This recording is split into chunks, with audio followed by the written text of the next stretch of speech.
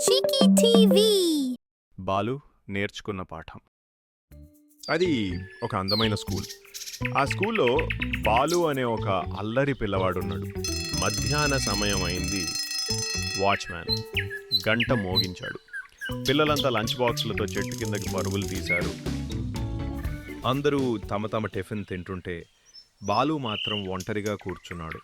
ఎందుకంటే అతను తన టిఫిన్ ఇంట్లో మర్చిపోయాడు. ఆ సమయాన బాలు లత టిఫిన్ బాక్స్ని గమనించాడు. వావ్, రుచికరమైన ఇడ్లీలు, పచ్చడి. ఆ వాసన చూసి బాలు ఆగలేకపోయాడు. చెట్టు వెనక దాక్కుని బాలు నెమ్మదిగా లతా టిఫిన్ వైపు చేతి చాపాడు. అతనికి అది ఒక పెద్ద సీక్రెట్ మిషన్ లాగానే అనిపించింది.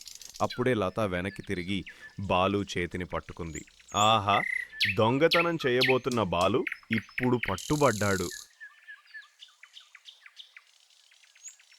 బాలు తల వంచి లతాకి క్షమాపణ చెప్పాడు.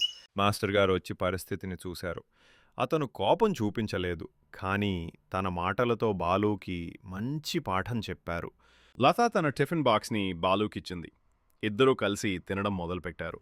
మాస్టర్ గారు కూడా సంతోషంగా చూస్తున్నారు. ఆ రోజు బాలు ఒక పెద్ద విషయం నేర్చుకున్నాడు. దొంగతనం ఆకలిని తీర్చవచ్చు, కానీ స్నేహాన్ని కాదు. పంచుకోవడం నిజమైన ఆనందాన్ని ఇస్తుంది.